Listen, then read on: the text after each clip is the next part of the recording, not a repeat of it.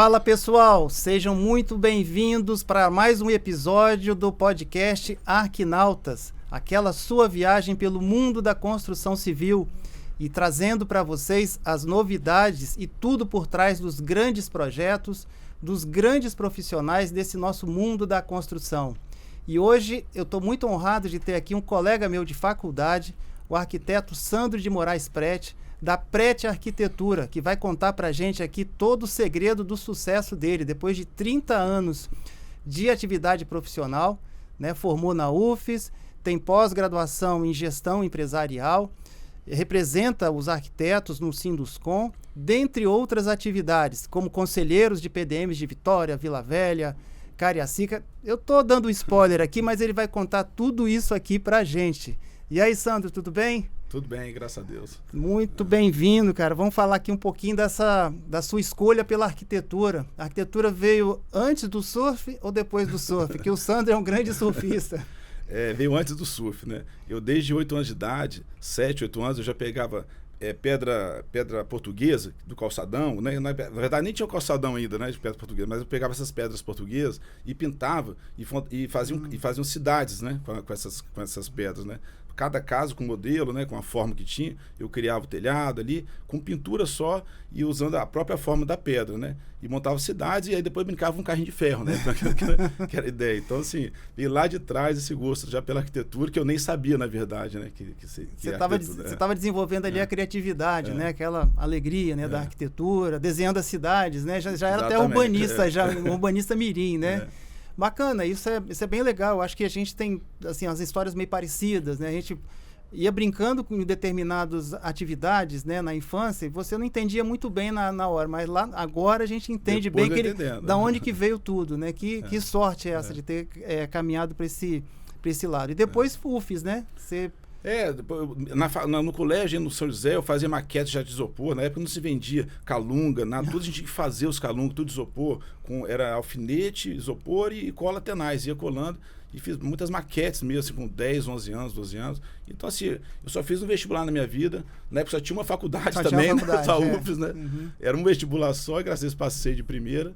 E não tinha dúvida realmente nenhuma. Graças a Deus eu me encontrei realmente na arquitetura, assim, né? Porque às vezes a pessoa pode entrar e depois quer para um lado mais de artes plásticas, ou sair para um design, né? Ou comunicação visual, né? Mas eu realmente me encaixei na arquitetura e nunca tive dúvida disso. Apesar de vir de uma família totalmente de medicina.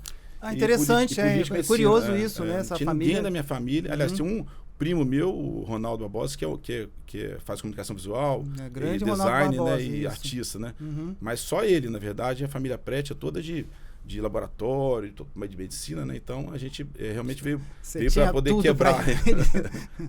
Mas legal esse contraponto. E você é da fase que a gente na faculdade lá que ainda não tinha a terceira ponte, né? Sim. Eu lembro que quando a terceira ponte inaugurou, você mora na Praia da Costa, né? Morava, né, na Praia da Costa à época, e tinha que passar pelo Lindenberg, centro de Vitória, era uma viagem fantástica, né? Era 1 hora de ônibus, certinho. A gente pegava 6 horas da manhã, o ônibus, né, chegava lá às 7, acho que era isso. 7 horas chegava na UFES, né, cara? Era 1 hora 7 de ônibus, porque não tinha nem tanto trânsito, mas era o contorno inteiro, né? Você vê, né? Hoje, metade do curso foi assim, né? Exato. Hoje eu acho que 1 hora é pela ponte, né? Exatamente. Por aí. E é curioso, né, que você tinha aquela rotina. Eu também morava no centro de Vitória, né? E quando surgiu a ponte, mudou as referências, né? A Praia da Costa ali, ela sofreu um impacto, desenvolveu rapidamente. Eu lembro que quando a gente descia a terceira ponte, a gente enxergava a Praia da Costa. Hoje é quase impossível você ver uma faixinha de isso foi uma pena, na verdade, né? Porque se tivesse feito um planejamento bom lá atrás urbanístico, né? Eu lembro que eu brincava na Praia da Costa e eu conseguia ver o Convento da Penha, que é a coisa mais bonita que eu acho que nós temos é o convento visto da praia, que hoje eu vejo quando estou remando canoa havaiana na praia, na orla. Tipo, eu consigo ver o convento, né? E eu via brincando na areia da praia. Então, se tivesse feito um urbanismo de 4 pavimentos, depois 6, 8, e chegasse lá perto do morro a 15, 20, a gente teria essa visibilidade toda, né? E a ventilação melhor da cidade, né? E você lembrou bem, realmente essa vista do Convento da Penha, da praia ali, era interessante. Eu não tinha nem lembrado ainda dessa resenha que se tinha na infância. Mas aí, pós-UFES, né, você ali formou, aí, na verdade, você até já começava a trabalhar com a parte de criatividade, né, com comunicação visual, antes de formar, né? Então, isso é interessante colocar isso, para mostrar essa questão do empreendedorismo, né? Que você tem essa veia aí até hoje, mas ele começou lá atrás, né? Sim, eu queria produzir muito, né, antes. Assim, foi muito prático, né? Muito objetivo. Então, a teoria foi muito bom, sempre muito bom na faculdade, você aprende a teoria, mas eu já queria colocar em prática. E aí, quando eu comecei a ter aula de comunicação visual e design industrial, eu já produzia algumas coisas. Produzia um carrinho que a gente usava para desenhar, que foi muito legal. Até hoje eu tenho isso no meu escritório, né? E comunicação visual realmente foi o meu primeiro trabalho. Comecei a trabalhar eu sozinho desenhando, né? Era desenho na mão mesmo, com nanquina e pintura. E a gente começou a produzir algumas marcas. E marcas até hoje, a Comandos, engenharia eletromecânica, minha empresa que até hoje ela existe. Né? A logo que vocês fizeram lá atrás. Exato, né? Lá atrás, né? Junto com outro amigo, Fernando Pavan, lá fizemos juntos. Fernando Pavan, gente boa. E aí nós criamos outras marcas também, né? E aí começamos a receber um dinheirinho, isso incentiva muito, né? Porque como estudante, né?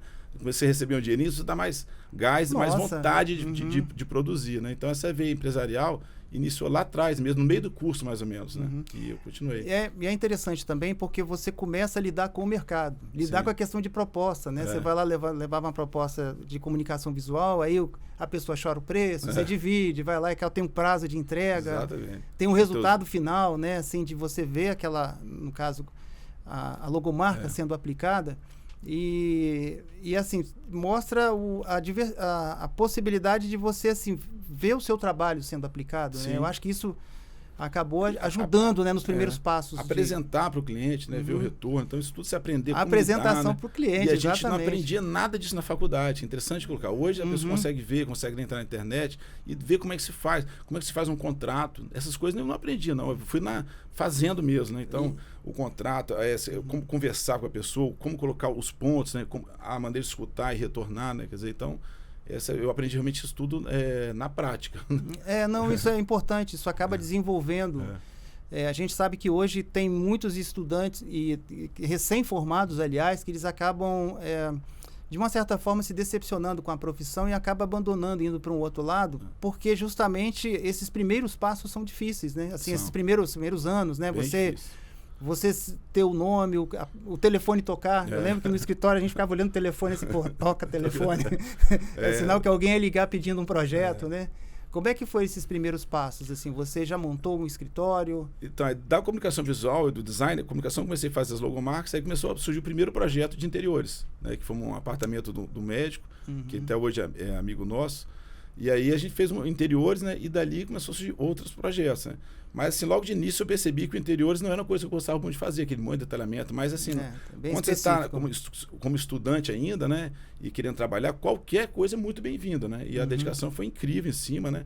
E na época eu não queria nem assim, o dinheiro, o valor que recebi era muito gratificante. Na verdade, eu não pensava nisso. A gente queria produzir, dinheiro entrando, qualquer coisa. E aí fomos indo. Eu tinha uma salinha lá, meu pai tinha uma clínica e ele me deixou usar uma salinha dentro da clínica dele. Então, a história dentro da clínica de ortopedia, né? E ali dava para atender. E eu mesmo colei o tapete, pintei as paredes, pintei rodapé, pintei porta, aí levei a prancheta lá para dentro. Eu pintei tudo ali, montei, coloquei os quadros e comecei a atender ali. Né? Então, foi 2 anos durante a faculdade, eu já tinha meu escritóriozinho, né? E aí eu foquei muito, eu queria fazer projeto de prédios, muito. E eu percebi que em Vila Velha, as consultoras trabalhavam muito com desenhistas, né? Da escola técnica. Na época, como tinham pouquíssimos arquitetos que trabalhavam no mercado imobiliário, eram 4 contados na mão, né? Eram 4 que atuavam, né? E a maioria, que era de Vitória, né?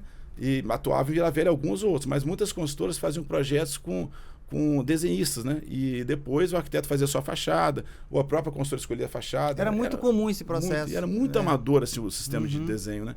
Mas eu percebi que ali existia um gap, existia um espaço bem grande para poder atuar.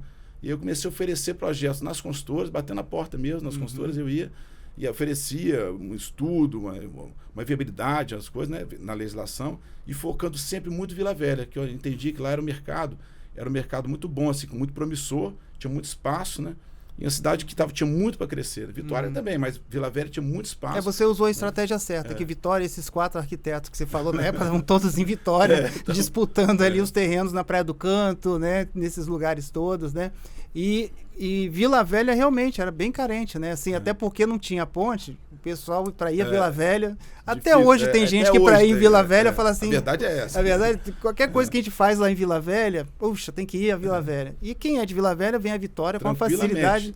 Tranquilo. Imagina lá atrás, né? A gente está falando aí de uns 30 anos atrás, que não tinha ponte. As grandes construtoras ficavam em Vitória mesmo, né? Vila Velha tinha as construtoras bacanas lá e tal, mas eles tinham realmente esse aspecto de ainda não usarem muito o serviço do arquiteto. Sim. Eu lembro porque eu fazia algumas maquetes e a gente recebia o projeto, né, da maquete, a gente olhava na legenda lá e via, dava uma decepção. Eu falei, caramba, a gente acabou de formar aqui, então...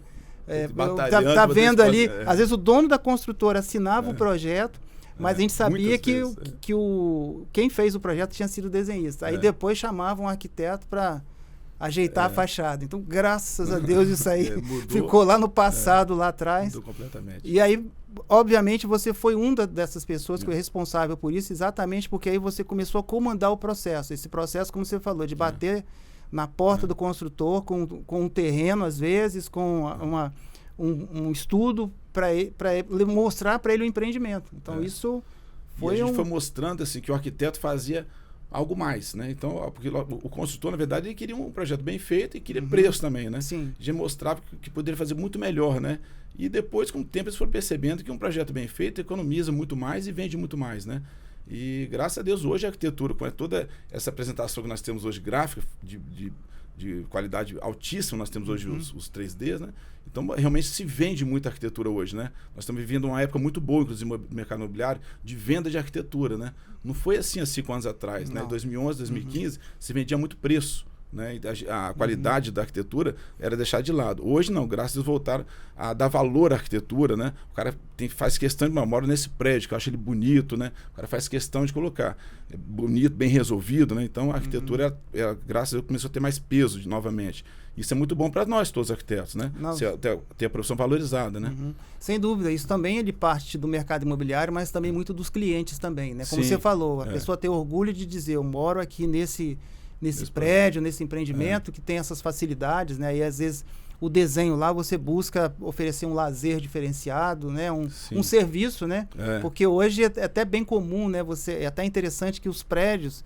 Eu lembro que lá, muitos anos atrás, quando se fazia um prédio de quatro quartos, um apartamento de 4 quartos, 3 quartos, até 2 quartos, não podia ter loja no térreo, porque iria desvalorizar o prédio. Então tinha um conceito assim, que era maluco. Principalmente na Praia da Costa. Você vê que a Praia da Costa antiga mesmo, da Champanhe até o Libanês, os prédios, a maioria não tem loja embaixo. Porque ninguém queria que tivesse loja embaixo, achava que iam ter um boteco embaixo. E, na verdade, o conceito hoje é outro. É você ter uma loja embaixo, uma loja de conveniência, isso valoriza o empreendimento, né? De uma maneira bem colocada, bonita, né? Então, e quando a gente começou a atuar, inclusive, no mercado, essa mudança de legislação partiu da gente. Né? Teve um prefeito que foi eleito em Vila Velha, que ele me chamou na época e falou assim, Sandro, por que não tem loja debaixo do prédio? Eu falei, não tem por causa desse conceito antigo, mas não tem porque não há incentivo. E aí é muito interessante que a arquitetura ela sempre anda junto com a legislação. É muito importante saber se a legislação ela incentiva ou ela mostra o caminho da cidade, como ela pode parar a cidade. Ela tem um poder muito grande, a legislação urbanística, né? Sim. E por isso que eu desde sempre, quando eu entrei no Sinduscom, comecei a participar desses conselhos e tentar mostrar para a população, os mais leigos, que a altura do prédio, essas coisas não tem a ver quer dizer, tem muito a ver com a cidade, da maneira boa de se ver, de olhar, o caminho de onde direcionar. E essas lojas, por exemplo, nós colocamos na legislação que, inclusive até hoje, as lojas elas passaram a não participar mais do índice urbanístico, do coeficiente. Isso é interessante. Toda construtora quis lá ser loja embaixo, porque loja não ganha mais. E com isso a cidade se tornou heterogênea, né? Porque antes ela só tinha residência aqui, lojas aqui, né? Começou a fundir, ela ficou mista, uso misto, com serviços, o uso residências misto é fundamental, junto, né? Até para evitar que o cidadão vá até a garagem, pegue o carro dele e vá no outro bairro fazer compra. Então, ou seja, ali ele a pé... Você vê ali o Parque das Castanheiras em Vila Velha, né? Que é um lugar excepcional. Você a pé ali, você tem tudo, né? Restaurantes. E agora com as bicicletas elétricas, então, cara, acabou. E eu hoje não trabalho mais de carro, não. Eu só vou de bike elétrica. É 1,5 km de casa. Então, assim, é perfeito. É menos um carro na rua, menos um espaço que está ocupando na rua, né? Sem então, dúvida. assim, se todo mundo pensar assim, tiver comércio, serviço, trabalho perto de casa, você, de uma certa maneira, sem grandes investimentos de infraestrutura, você resolve uma cidade. Com a legislação. Com a legislação. E aí a participação dos profissionais, né? E é isso que a gente tem conversado, que é o Sinduscon junto com a Asbeia, para a gente conversar essa questão do Código de Obras, dentre outros avanços que a gente pode conversar com as prefeituras, justamente para a gente melhorar essa qualidade de vida, né, da cidade, dos cidadãos e obviamente também entra todo um processo de aprovação de projeto, velocidade, essa coisa toda, né, dentro de parâmetros, né, urbanísticos. Então a gente tem bastante coisa para conversar. O mercado imobiliário ele é muito versátil, ele muda muito, né? E é cíclico também, até porque está em baixa e agora está em alta, né? Mas ele veio de uma crise muito ruim de 2015 até 2021, muito ruim mesmo, né? Agora nós estamos vivendo um pouco melhor porque ficou muito tempo parado, né? Mas aí esses incentivos e essa legislação urbanística, ela é conciliada entre as cidades, isso ajuda bastante. E a velocidade de aprovação ela é muito importante, porque às vezes você pensa num produto hoje que daqui a 6 meses está ultrapassado. Por exemplo, hoje nós estamos lançando estúdios e 4 salas. Se demorar muito a lançar, daqui a 1 ano pode ser que esse produto já esteja congestionado no mercado. Aí a construtora vai lançar, não consegue vender. E todo produto que não é vendido, isso é ruim para a cidade, né? Então, você ter uma velocidade de retorno da prefeitura para aprovação, isso é muito importante para que dê certo o empreendimento, o lançamento, as vendas, né? E consegue ter o objetivo final que é atender a população, na verdade. Que quem compra o empreendimento é a população que está querendo, né? Então, e isso é importante, justamente que você falou, essa questão de velocidade de aprovação, velocidade de decisões, né? Ou seja, você tem uma lei mais clara, fácil de você ter uma leitura que o cidadão comum entenda, né? Que o empreendedor entenda e que o legislador também entenda, ou seja, para que essa conversa seja mais fácil, para que cada um não entenda diferente, aí a gente cria um grande desembolo. E né? Na verdade, uma legislação bem feita, né? O arquiteto, quando ele faz o projeto, ele tem que assinar aquela autodeclaração que diz que está seguindo todas as legislações federais, estaduais, municipais e acessibilidade, né? Se você está dando essa declaração, tem que mostrar que você tem conhecimento para isso e que você está assumindo todos os riscos de não estar atendendo uma legislação. Então, você pensar bem, a pessoa que está do outro lado só tinha que carimbar, né? Porque quando um calculista faz um projeto de um prédio, que é muito mais perigoso, se ele errar, o prédio pode vir abaixo, pode ter um colapso. E matar não vai, milhões, isso não vai para a pessoas. prefeitura, ninguém não vai, analisa ninguém analisa. Uhum. E a nossa arquitetura ela é analisada, é submetida a uma pessoa analisar, sendo que nós já estamos dando declaração que está certo. Nós podemos ser punidos lá na frente, né? Sim. Então, na verdade, isso daria para agilizar muita coisa. Em algumas cidades mais avançadas no Brasil, isso já funciona. Fortaleza, funciona de uma forma bem tranquila. Mas assim, vamos falar do seu escritório lá, assim, né? Você começou lá, né? Como você falou, lá numa sala, um quarto lá que o seu pai forneceu lá no antigo consultório lá, e de repente você acabou tomando o consultório todo, né? Você acabou ficando com a prédio ficou naquele espaço ali todo, né? E aí, obviamente, a gente teve aquela fase do mercado que tinha-se muita gente. A gente chega numa situação hoje que já tem menos colaboradores, mais enxuto, até porque a velocidade do computador é outra, né? Essa era a época da prancheta, né? Que você tinha muita coisa, né? Fala para mim como é que é a sua metodologia de trabalho, assim, seu dia a dia, assim, com a equipe, como é que você consegue gerenciar isso? Quando eu fiz faculdade não tinha o computador ainda, né? Então nós formamos e nós fomos praticamente juntos, fomos juntos, na mesma isso. E nós formamos, não tinha computador ainda. Então quando eu implantei o computador no meu escritório, foi a partir de 98. Né? E aí eu fiz uns 3 ou 4 cursos, fiz um outro de Revit agora. Mas assim, a gente que já tem a manha de desenhar e tem toda aquela relação com o papel, eu me sinto muito limitado no computador, porque fica preso na tela, né? No papel eu consigo ter muito mais espaço para criar. E aí eu não me adaptei no computador. Então eu continuo até hoje, eu crio tudo na mão e crio muito rápido, né? E eu crio. E agora com o celular e depois da pandemia, eu aprendi o quê? Eu crio, fotografo e mando para quem for desenhar, ou quem for coordenar o projeto. Nós temos várias equipes na PRET, né? Eu mando para a equipe, para quem vai coordenar, mando essa fotografia. E aí eles põem no computador, desenho e mandam de volta. E aí eu posso estar aqui no podcast, onde tiver, eu posso estar. Eu vou ali, corrijo, desenho na própria tela do celular, o desenho, e falo. Então assim a gente caminha muito bem, e numa velocidade muito boa, e com muita facilidade por estar em outros lugares. Eu posso estar viajando. Esse ano eu estava na Indonésia, do outro lado do mundo, 11 horas de fuso horário, E tinha um horário que eu acordava lá, às 8 horas, via tudo, despachava tudo com o escritório, passava o dia sozinho, depois à noite, o pessoal estava acordando aqui, eu pegava novamente de novo. e via novamente. Então, assim, facilitou muito a nossa vida, né? O celular, essa rapidez, né? Que nós, quando começamos a enviar as coisas, era por fax, né? Nossa, nossa. E tinha que ter um fax na obra. Ainda tinha essa ainda, eu lembro que... Depois a internet super fraca, né? E hoje você manda do celular. Então, assim, essa facilidade ajudou muito, assim, o escritório de arquitetura, né? Mas eu sempre fiz questão de ter o pessoal presencial.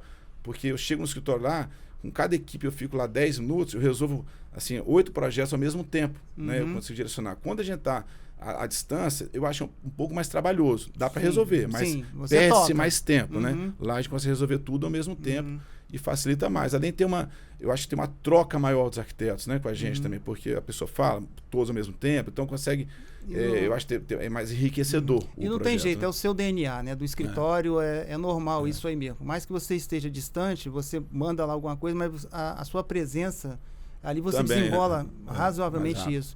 E você é uma pessoa que eu sei que você investe muito em viagens, né? Então, obviamente, quando você consegue viajar, você vê coisas maravilhosas. Você acabou de falar aí da Indonésia aí, de outros lugares que você foi. Isso é importante, assim, te ajudou muito nesse desenvolvimento criativo de um processo, de um projeto? O primeiro projeto que eu fiz de prédio na minha vida, eu não era nem formado ainda, fiz 3 edifícios, projeto de prédio, antes de formar. O primeiro que eu fiz, que eu recebi um valor bom, eu fui para o Peru e fiquei um mês lá. E daí, eu tinha 20 anos de idade, 21 anos, né? E aí de lá eu percebi como é importante a viagem, não só para mim, para ver coisas novas da arquitetura, porque você vê, naquela época nem tinha tanta velocidade das informações como tem hoje, né?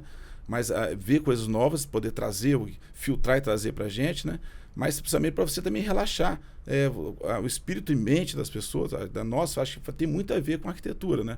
Quando a gente está relaxado, de bem com a vida e vendo coisas boas, acho que a criatividade é muito melhor, né? Do que você ficar estressado, muito parado, fechado no lugar, eu acho que nem rende muita criatividade. Então, ver coisas novas, eu acho assim, importantíssimo para qualquer arquiteto, né? Às vezes fala, não nasce cria, tudo se copia. Não é verdade, mas é verdade que muitas soluções de arquitetura você vê pronta, você traz e recodifica para a nossa realidade. Então, isso acontece muito. Eu fui em 2008, eu fui para Dubai, foi uma viagem incrível. Na época a pessoa nem ia muito para lá ainda. E quando eu vi lá, eu falei, nossa, o que está acontecendo? Quer dizer, como que nós estamos atrasados, como que eles estão adiantados, como eles são diferentes, mas como que eles fizeram de um lugar tão feio ficar bonito? Porque o Brasil é lindo e nós temos recantos lindos de natureza, né? Então, se a gente faz uma arquitetura bonita com a natureza, a gente atinge o esplendor, digamos assim. Dubai não tem nada. Dubai é um deserto horroroso. Assim como Las Vegas também, que era um deserto. E eles transformaram através da arquitetura, né? Então, acho que vale muito as pessoas conhecerem, ver coisas diferentes, né? E ver a integração da arquitetura em cada local com o ambiente, com a natureza mesmo. E também conhecer as pessoas, as diferentes culturas. Eu acho que também é interessante demais para ver, né? Você vai para o Oriente, como eu fui lá na Indonésia, né? Essa foi a 5ª vez que eu fui para a Indonésia. Eu amo aquele lugar. É um lugar totalmente diferente do que nós estamos acostumados a ver aqui. Uma velocidade de vida diferente, né? Um trânsito absurdo, mas todo mundo de bem com a vida, são indústrias. Então, você vê a qualidade de vida deles, o que eles prezam na vida deles, né? E isso reflete muito na arquitetura, no bem-estar das pessoas, né? Por isso que os arquitetos italianos foram para lá e todos ficaram morando lá. Quem vai para lá fica lá, né? Quando tem serviço, não volta. Né? É muito brasileiro morando lá agora também, né? Pela qualidade de vida. Por que eles têm essa qualidade de vida e a gente às vezes não tem, né? Então tentar buscar isso também, né? Mas assim, você citou 2 extremos, assim, bem interessantes, 2 exemplos bem interessantes, que Dubai e Indonésia, né? Então, em um, você vê lá a ousadia da arquitetura, tecnologia, muito capital investido, né? E serve de referência para você ver muita coisa. Tem algumas coisas que são extremamente ousadas, bacana, outras, assim, exageradas, que passaram do ponto mesmo, mas faz parte do, como é que fala, do cenário, né, que você tem nesse país. E um outro, né, que é lá na Ásia, lá que você tem na Indonésia, que eles têm uma arquitetura bacana, mas o forte deles é a qualidade de vida, aquela coisa que você falou, né, do espírito, de relaxar, de curtir o tempo. Exatamente. Né? Então, ou seja, de você ter essa liberdade, né, de ações. Então, são duas estratégias que é muito bom entender elas, e só uma viagem mesmo, né? Que não dá isso, não adianta dar um Google ou ver as imagens que você não vai sentir, né? Então, tanto Las Vegas quanto Dubai são lugares assim que você Quando você caminha, chega num ponto que acaba a cidade e começa o deserto. É curioso, não tem o suburbano, não tem o espaço. Né? Acaba mesmo, daqui para ali não tem nada. Então eles pegaram realmente locais muito complicados e transformaram em verdadeiros oásis, né, de habitação. E a gente às vezes vê nas cidades brasileiras uma dificuldade muito grande, né, até mesmo pela gestão pública, né, ali e tal, muita questão política, de você realmente fazer as coisas como tem que ser feitas, né? Então, a gente cita lá o Canal da Costa, por exemplo, que ele era o rio da costa que ligava a Baía de Vitória até o Rio Jucu, praticamente, ali quando dava cheia. Então ele se transformou num valão. Então de vez em quando aparece alguém, não, vamos fazer aqui um negócio bacana e tal, mas ele esbarra em legislação, esbarra em locais que já foram invadidos e você não tem como mexer.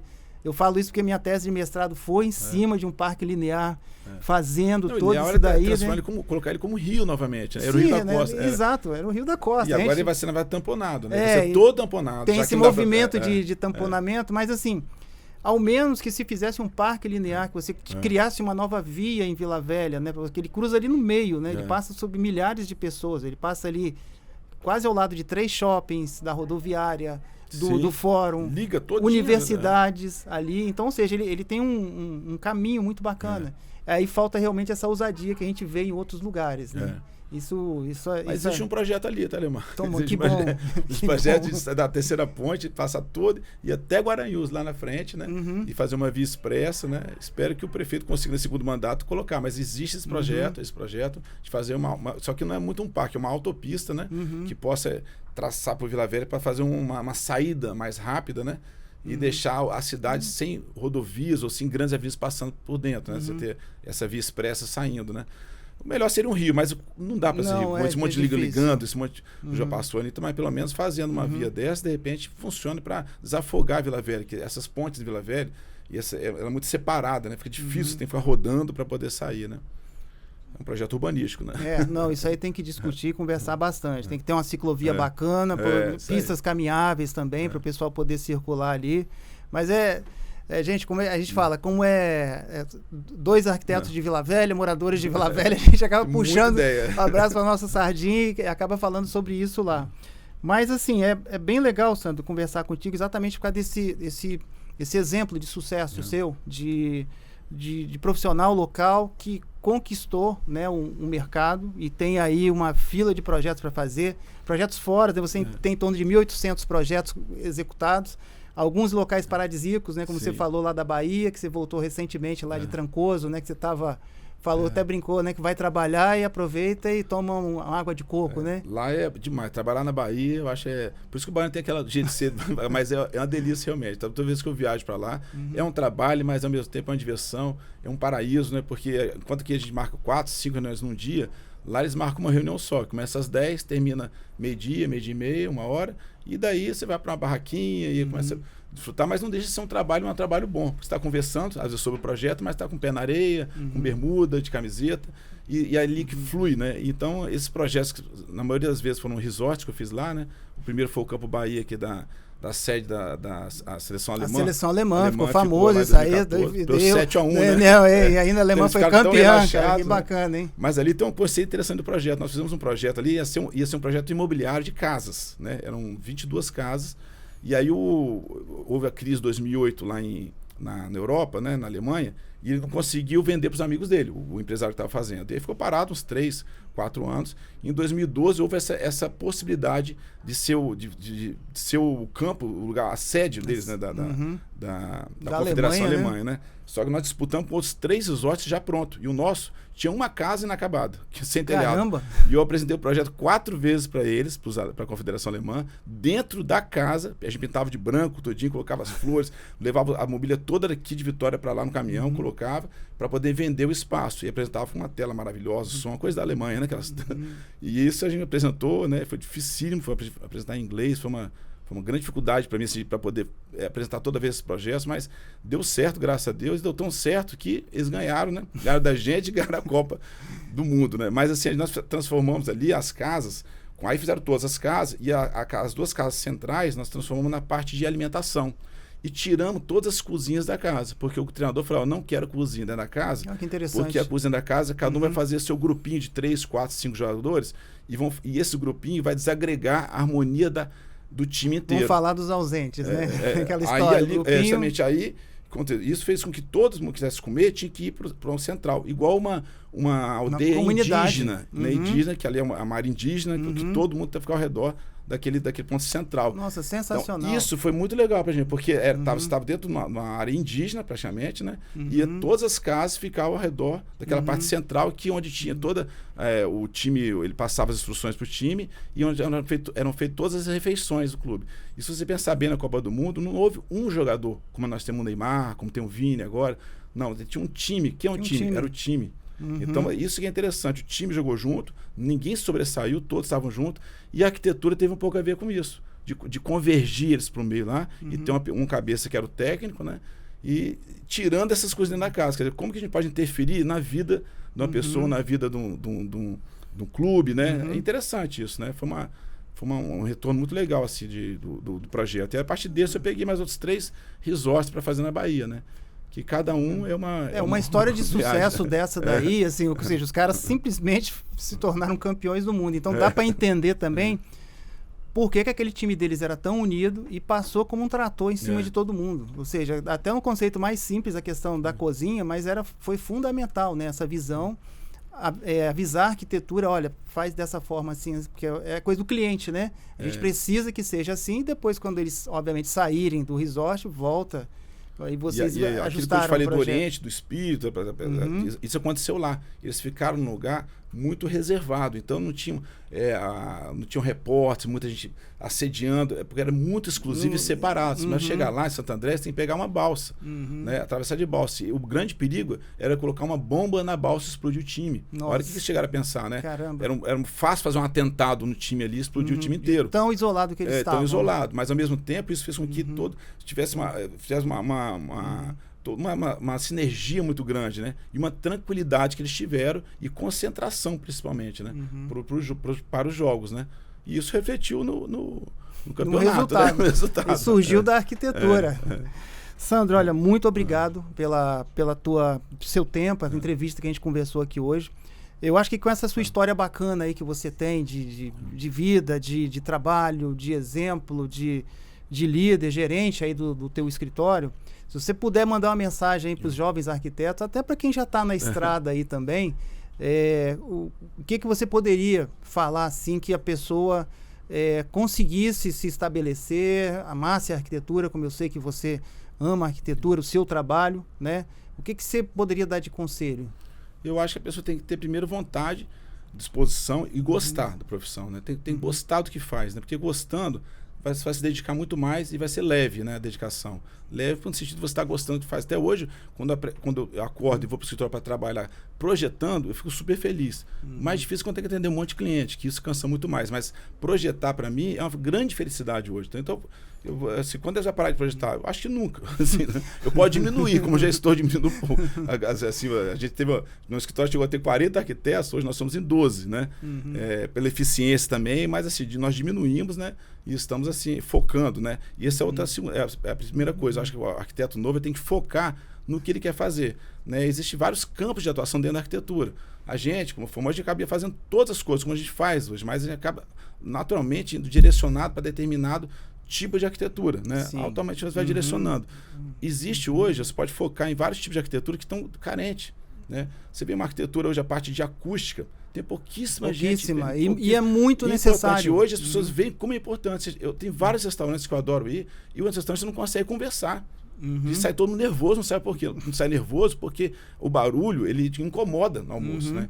Então, assim, isso é só um foco, por exemplo. Mas não, isso é um nicho grande, né? Se for para cidades aí do interior, você vai ver uma falta de arquiteto incrível. Lá na Bahia mesmo, em determinados lugares, tem muito campo de atuação, né? Então, se aqui congestionou um pouco pela quantidade de faculdade, olha para as cidades do interior, né? Busca oportunidade. Domingos Martins, até outro dia não tinha nenhum arquiteto. Agora tem gente lá, está sediando e já estão fazendo projetos lá dentro. Né? Então, Pedra Azul, você vê Santa Teresa, e aí para dentro vai Santa Maria de Itibá. Essas cidades, elas precisam de arquitetos, né? E arquitetos locais também é interessante, morando lá.